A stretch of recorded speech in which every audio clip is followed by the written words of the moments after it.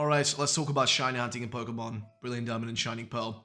How's it going, ladies and gentlemen? My name is Ruffle Rowlet, and welcome back to a brand new video. Today we're going to be taking a look at the latest information for Pokemon Brilliant Diamond Shining Pearl, which is, in this case, going to be about the shiny hunting. I'm going to be putting together a post over on Momo board if you guys want to go and look into all these details even further.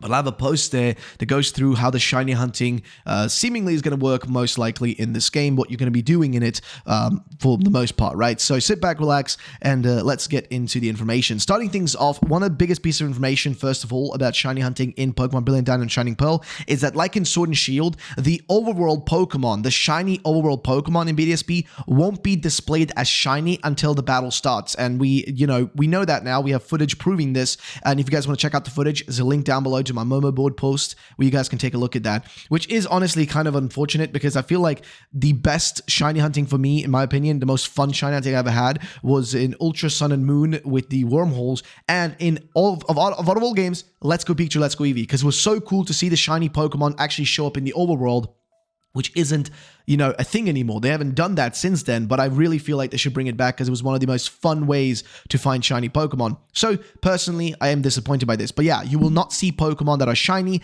in the overworld. You have to battle them to see if they are shiny. Please be aware of and know that, okay? Just know that that is a fact, which also probably means that Pokemon that are shiny when they follow you probably will not be shiny when they follow you either. So just keep that in mind. As far as we know, that's the info I have right now based on that. But yeah, so overall Pokemon will not be shiny, but we have some other information, which is the shiny rates. So the shiny rates in this game will be still 1 in 4,096. So you have every time you get an encounter like that, you have a 1 in 4,096 chance of actually getting a shiny. Unlike the original games, Diamond and Pearl, which actually had 1 in 8,192. So it is actually better. And Pokerus still has a 3 in 65,536 chance for a new infection.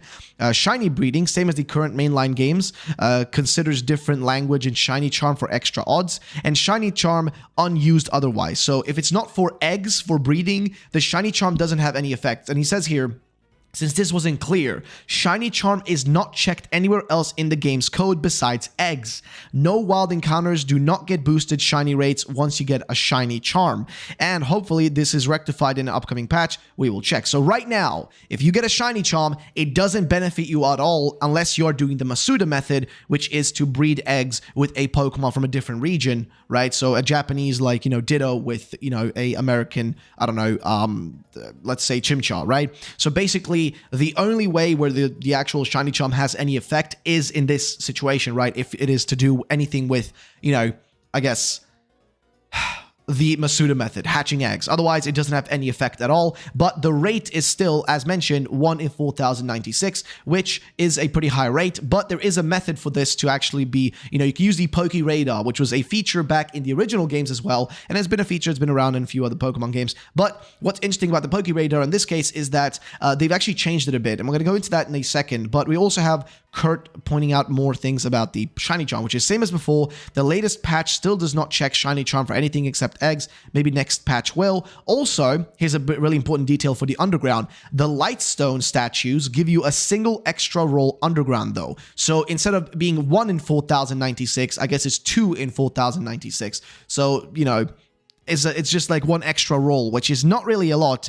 It really isn't a lot. It's not a big change, okay? So just keep that in mind. Not a massive change in regards to that. Just going to point that out. But that's that. Next up, a piece of information if you guys are curious about some legendary Pokemon. But in the base game, the current version of the game that is, that's, I guess, unchanged. We don't know if this is going to be changed with the update. But apparently in the base game, running away from Heatran at Stark Mountain, and if you guys don't know, you can find Heatran at Stark Mountain, draws the following text. Heatran disappeared into the volcano, except when you run away, Heatran is still there and can be encountered over and over again. Rejoice, shiny hunters. Note, this may get fixed in 1.1.0. So, if you're someone who wants to get Heatran without, having just shiny hunting it without all the hassle, just don't update your game, get a physical cartridge, and you don't have to deal with that. But otherwise, you will have to, if you update your game, he doesn't know what happens. But why is it still there after being captured? What even are these games? So apparently it's still there, which probably might be a bug that's going to be fixed with the patch. But yeah, if that's still around, we'll have to wait and see. see. Next up, though, is an update when it comes to swarm encounters. So new to BDSP 1.1.0, but swarm encounters now give you a very obvious visual indicator that you're in that they're in your current area. So in the video that he shows here, which you guys can check out, link down below again, I will leave all that down there. You guys can go to the Momo board post where I linked everything. Spinda is the current swarm encounter on Route 227. So the game informs you by showing you a ton of them in the tall grass. They are not symbol encounters.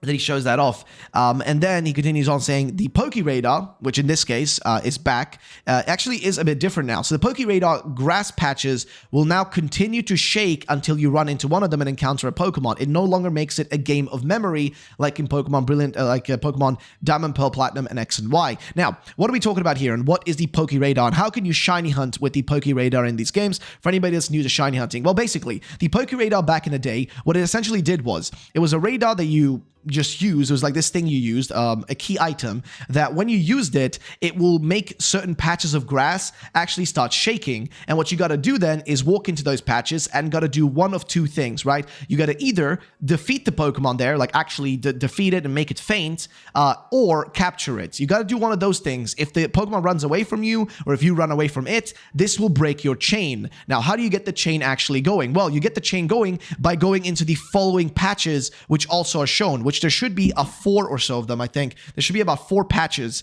that show up if you are in the grass. But then you got to make sure to go through those patches again, and that's when your chain will start going, right? So if you continue doing this, with every Pokemon, your chain will increase. Like defeating Pokemon or catching it will increase your chain by 1. So instead of being 1 in 4096, it'll be 2 in 4096, and so on and so forth. Your chances will keep increasing the more your chain keeps going. So just a heads up for anybody that is, into shiny hunting and all that, and doesn't want to get does want to shiny hunt in this game, or if you're brand new and you really want to get into shiny hunting, I would highly recommend to do this method, because this is going to be the pretty much defined method. But also a pretty important piece of information from Matt here is that the Poké Radar grass patches will now continue to shake. So that's a very important fact, because in the previous games, you kind of had to play a game of memory, right? You had to remember where the patches were, unless, if you didn't remember it, you might be a bit in trouble, right? But also, in the old games, I don't know if this has been changed, but in the old games, if you were to use your bike or use change what you're doing or run into a Pokemon outside of the patches, because make sure to go into the specific patches that are shaking. Otherwise, it's not going to work out. If you were to run into anything else in the old games, it would break the chain. So your chain might be broken. And what happens when your chain is broken is you have to walk 50 steps to recharge the Poké Radar. You need to walk 50 steps to reset it. So please remember, okay? Please keep this in mind, all right? You gotta make sure you walk into the exact patches, the ones that are shaking, which, again, as mentioned, will be shown off in this game. They actually show you those, patches even after you've already, used the Poké Radar, even after a few seconds after it. So, yeah, they will still show them to you, so just keep that in mind. Just a very important detail, because it will be necessary for when it comes to shiny hunting in this game, just to make, the shiny hunting a little bit easier, so to say. But that is that piece of information about how you can shiny hunt. So that's the method you're going to go for, and probably going to be the best method you can do, because just chaining it and increasing that rate by 1 each time was probably going to be the easiest and best way to get shinies, I'm guessing, unless I misunderstood the the rate at it, which it increases in the chain. But I'm pretty sure I got that spot on. I might be wrong. If I am, let me know in the comment section down below and we'll correct it in a future video.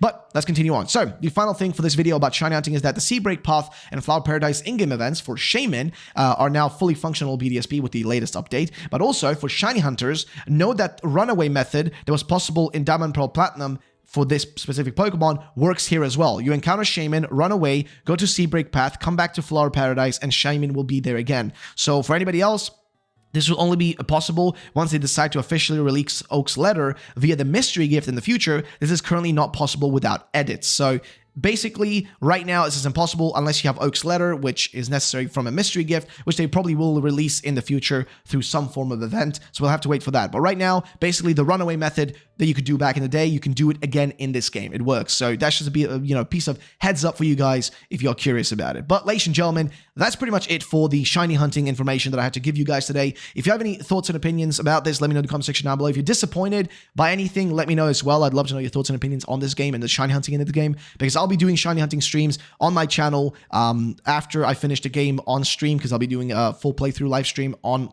just live here for you guys. So after I'm done with that, I will be doing just a separate little thingy. But yeah, so what do you guys think about that? Let me know in the comment section down below. Thank you for watching. My name is Overworld. See you next time.